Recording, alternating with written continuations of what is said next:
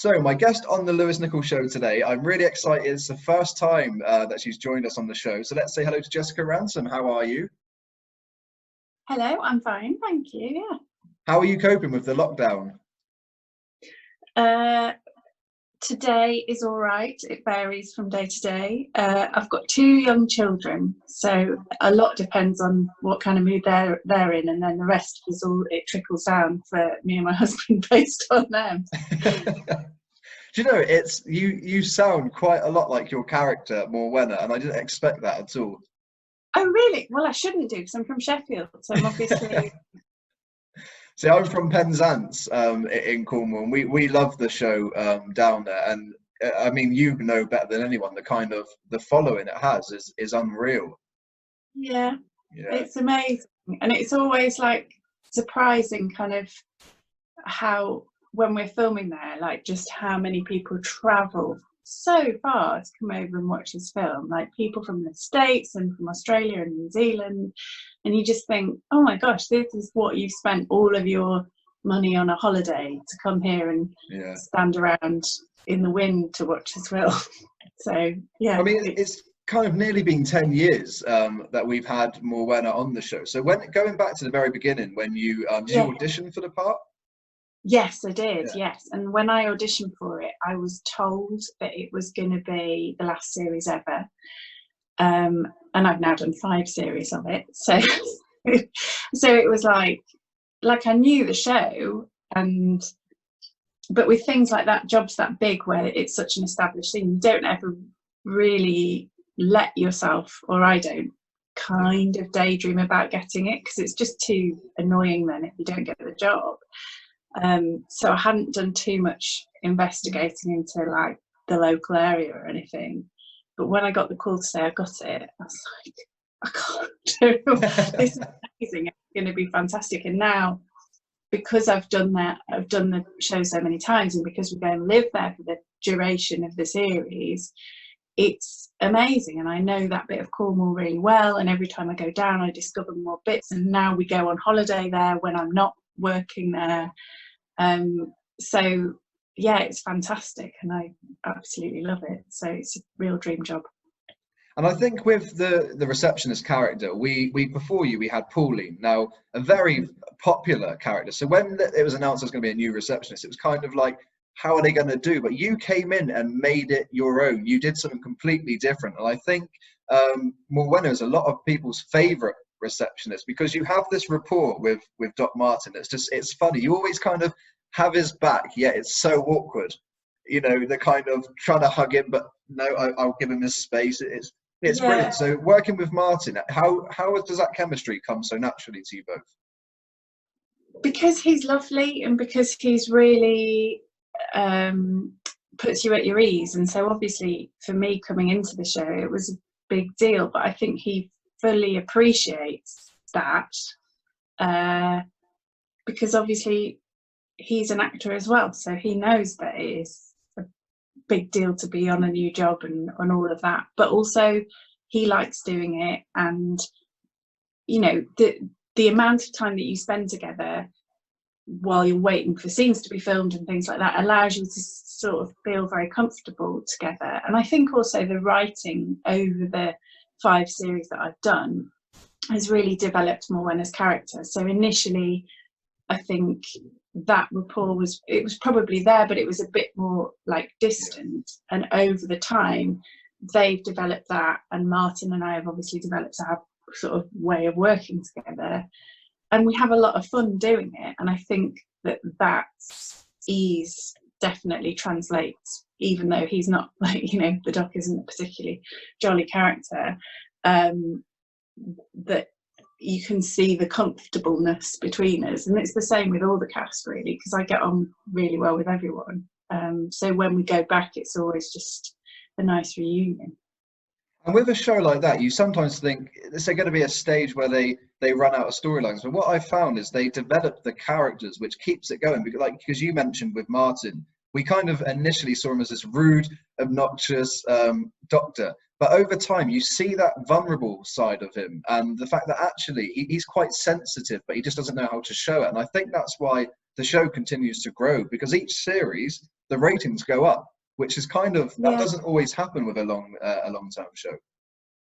I think that a big part of it is that the characters are really well rounded and well developed, and because now we've all been playing them for such a long time, that dialogue is really, you know, we've got a shorthand, we know how to do what we've been doing for a while.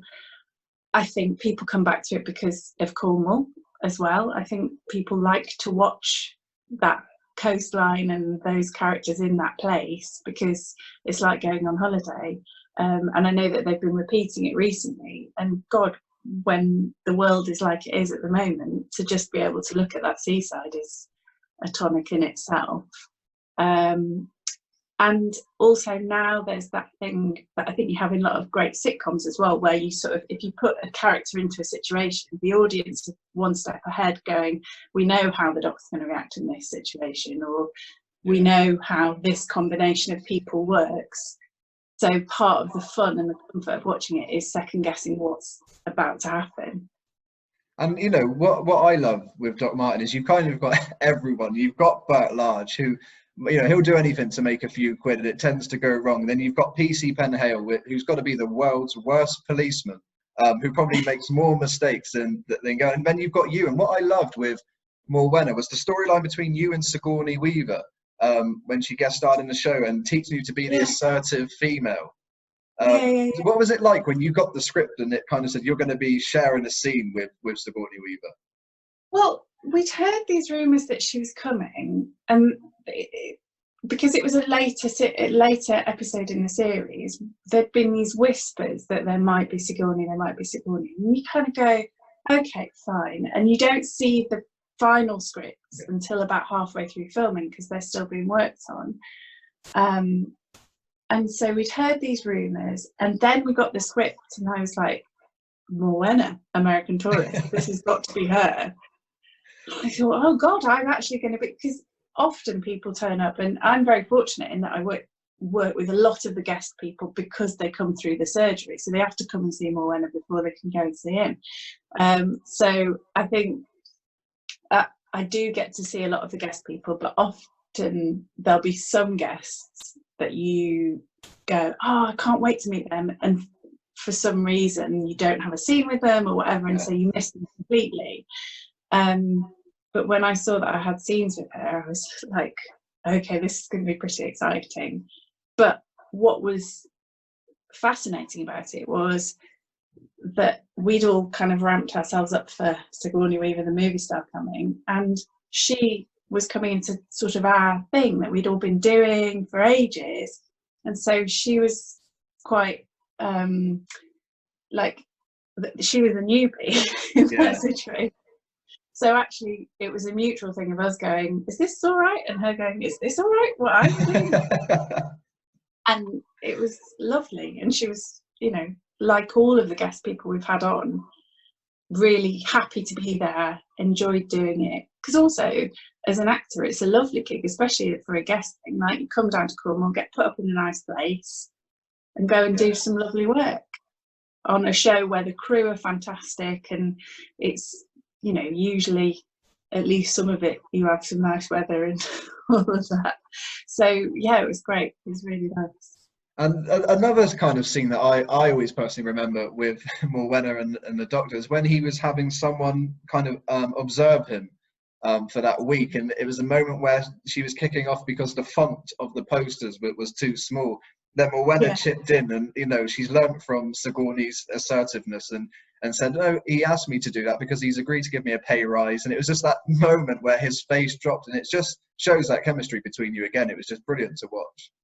Yeah, it's really, that's, you know, again, it's just a testament to the writing really, because they put in things like that because they know that that dynamic of Morwenna pushes her luck, but he knows he needs her, is really, really nice. And then, you know, her sort of going, oh, maybe I can get away with this right now. It's like her having to ask him to give her away at the wedding and things. This is kind of blurring the boundaries, but also I know he's not going to turn me down. So I feel like the way that they write it is always just enough for us to be able to colour the rest of it in. They don't kind of spell everything out. And the writing's like that across the series. Like all the Penhale stuff, I think, is so brilliantly written as well, because he genuinely believes he's the best policeman ever to walk the streets of the UK, let alone Cornwall. And he isn't, but he's never going to see that. And, you know, that self-belief is what makes it so funny. You know, when you get the scripts for the first time, do you kind of, just that gut feeling as an actress, do you know it's going to be special? Do you kind of think this is going to be a good series just from seeing the scripts? Well, I tell you what, the thing is, when you read them, they feel like Doc Martin.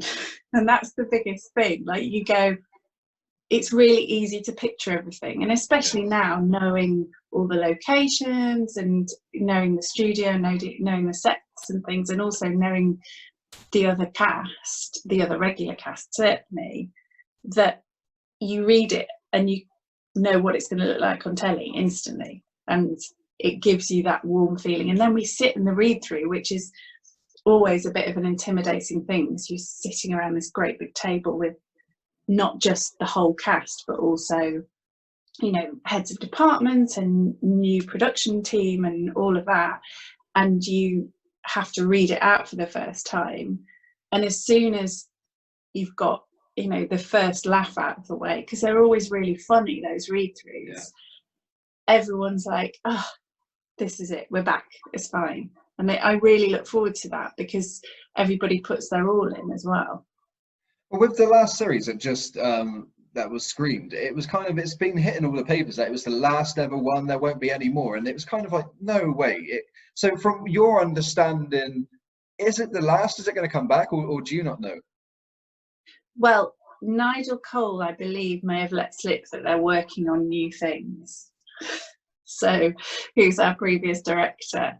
But obviously, what's happening at the moment makes filming in the future a bit tricky.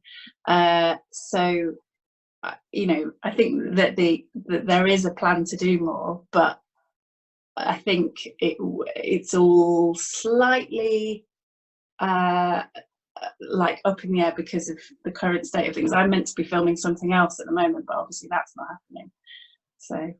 Because I know with the show, every series, I mean, you'll know better than anyone, it's always the last series is, you know, this is finished for good. And I remember I spoke to, when we interviewed Martin, I said, look, you know, what happens with that? And he kind of says, look, if the show is successful, they'll ask us to make more. You know, they never go on record to say it's the last one. I think the press just assume it's the last one, and then all the fans go nuts for it. And then ITV are probably like, yeah, we need to commission more of this, because it's one of the only shows. And I mean, I've interviewed so many people, and when I interviewed a cast of the show like this, the fans love it so much. You know, they go on there and they watch it, even when the show's not on. They want to see the best bits. They want to see interviews with yourself and the other cast. So why do you think the show has such a big following like that?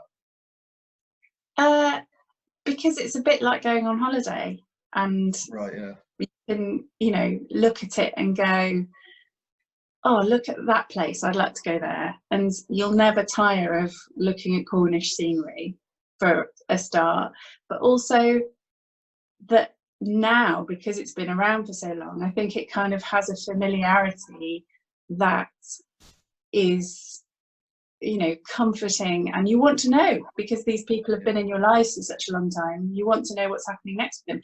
And I think that the most recent series has definitely been the most joined up in terms of the way that all of the characters kind of like, you'll end one scene with Martin and Louisa, and then you'll trickle into something happening with somebody else, and it all seemed to join up really nicely, and everybody's storylines affected each other, as well as the episode storylines, which are, you know, interesting characters coming in and having whatever ailment or illness it is, and you know, and then we've got our regular guest people like Caroline Quentin coming back every series and doing, you know, a couple of episodes or an episode.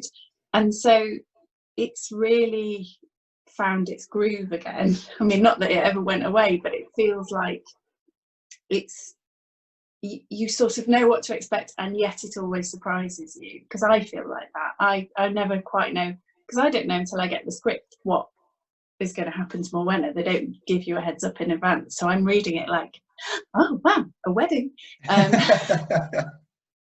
So it's really enjoyable to read it as well, because you don't, it is surprising, and yet you sort of know totally what to expect, and you know that nothing hideous is going to happen. Yeah.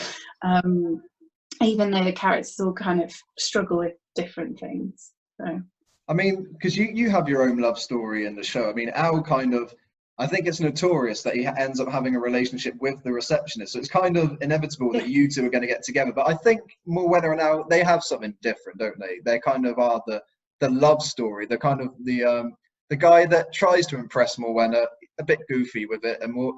I think you find him more endearing than anything else, the character. Yeah, and I think I'm really pleased that they've taken the time to get it right, and not just gone, oh well, you two are about the same age, so you should probably get together. So it feels like it feels real as well. It feels like, you know, they have struggles, and it's not all, but they have struggles, but they're nice to each other. Yeah. They're not just either rowing or completely in love, because that wouldn't feel right for either of the characters.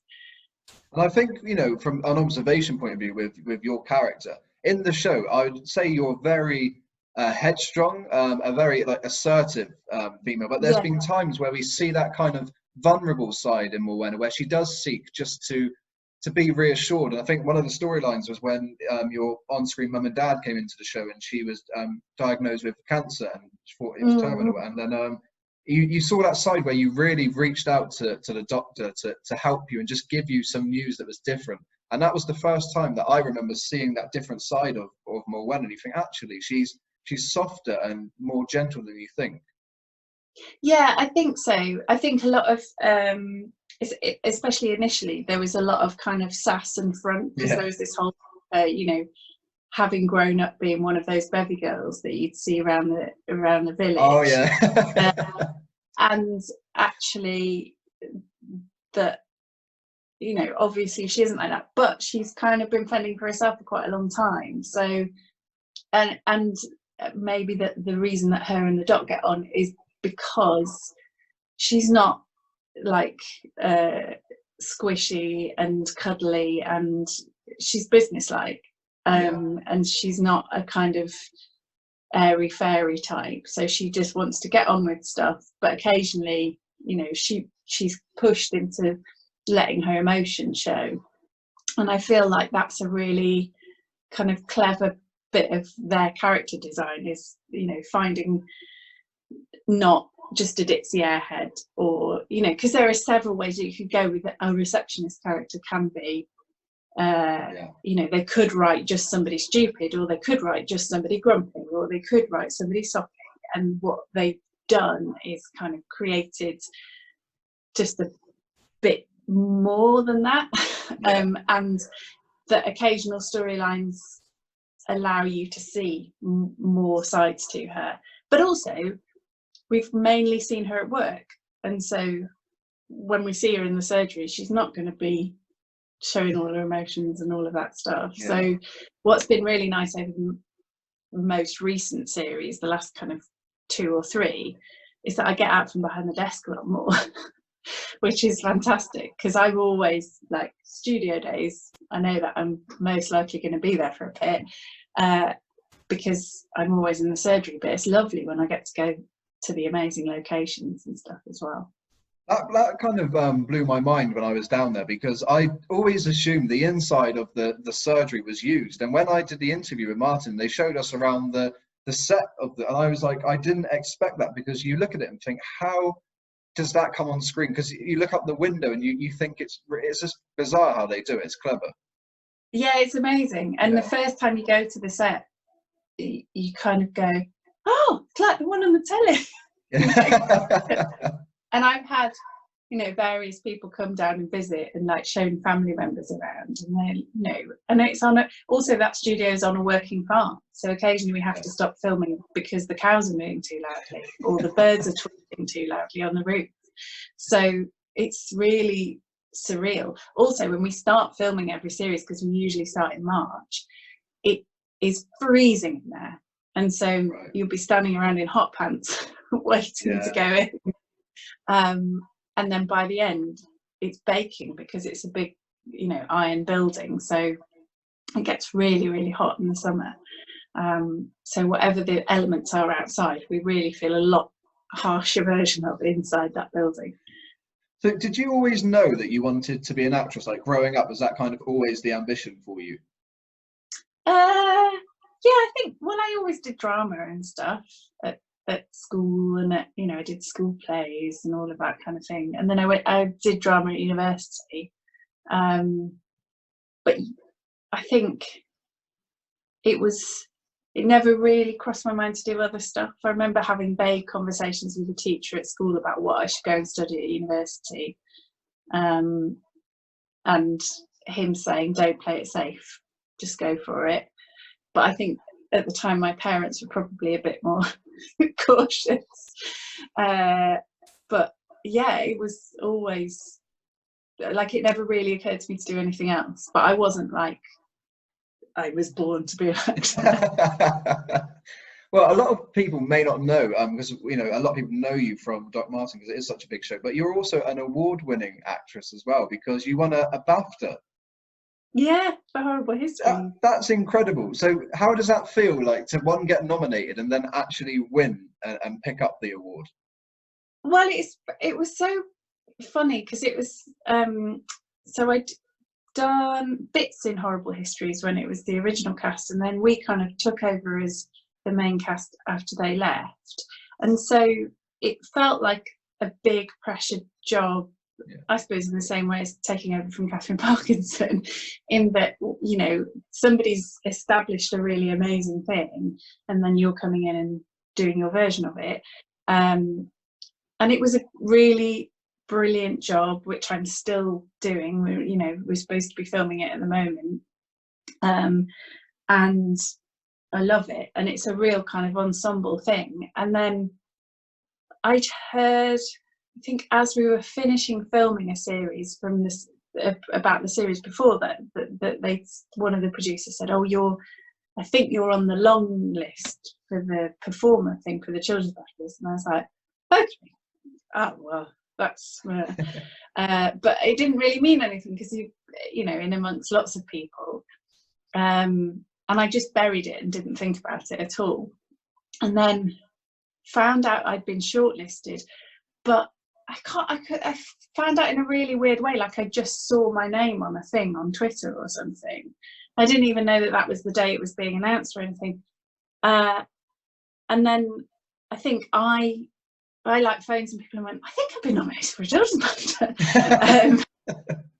So it was like really weird, really surreal, and then it was lovely. Like I really didn't expect to win because I was up against like brilliant people, brilliant child actors, because it's for performer, and I think they've now separated it so there's an adult and a kid category, but this time it's like they're not going to give it to old me when there's some talented children, and I just thought it was hilarious when they said my name. I couldn't stop laughing. It was that's amazing. so surreal. And also I was very early stages pregnant with my oldest son, so it was all a bit like, oh, there's a baby here and I'm just here, so I couldn't properly celebrate, but also couldn't tell anyone that I was pregnant, so it was really a lot of things at once. But yeah, very proud. Wow. And also it's a weird thing to win an award on your own for a show that's such an ensemble, because it really feels like when you're doing it, you don't feel like this is my moment to shine. It's everyone working together. That's amazing. And you know, normally I would kind of at this point say, what's your upcoming projects? What are you working on next? And I know no one knows what's going on at the minute because you don't know when you're going to go filming again. So what was there kind of things that you were working on prior to this lockdown? I know you mentioned the Horrible Histories, but is there going to be anything else that we can kind of expect when normality comes back? Well, Horrible Histories I was writing on it, and that continued. So I've been writing on it throughout lockdown, and we've kind of now finished it and all the scripts are ready, which is exciting. and we were supposed to start filming a couple of weeks ago. It's now been pushed back, so hopefully that'll happen in the autumn. And then it's such a strange time, because everybody wants to get back to work, and I feel like there's going to be a real flurry of stuff, but obviously because nobody knows, you can't audition for anything, and you can't, like, stuff getting made is like, yeah, assuming everything's all right, we'll all be back in, doing this at this point. So I think it's a real, it also makes you feel like I'm not a key worker. There's a kind of, it's a strange thing that makes you very aware that your job is not the most important compared to what other people do. So, and also I think it'll be really interesting to see what comes out of this. Like, when the soaps come back, will they talk about coronavirus? Will they acknowledge it? And I know that there's been a lot of telly made during lockdown, but there comes a point where you're like, I just want to watch stuff that takes my mind off it. I don't want to constantly be reminded of what's going on. But then it will be interesting to see the things that are created as a result of it, because I'm sure there will be some brilliant dramas that are made about this time, this kind of period in history. So yeah, but at the moment nobody really knows. Well, Jessica, I've got to say a massive thank you. I wanted you on the show for a long time, so to talk to you about your whole time in Doc Martin, I know a lot of the fans are going to be so glad to hear it, and about your career, and I hope that things get back to normal and we see you on some more shows, especially more Doc Martin would be brilliant. Yes, well, we're all hoping for that. So, I mean, let's hope that all of this disappears and we can go back to Cornwall next year. No, thank you so much for giving me your time. I know you're busy as well. You're a mum, and that keeps you very busy. So thank you so much for giving us the time today. And I really appreciate it. Oh, total pleasure. Thank you.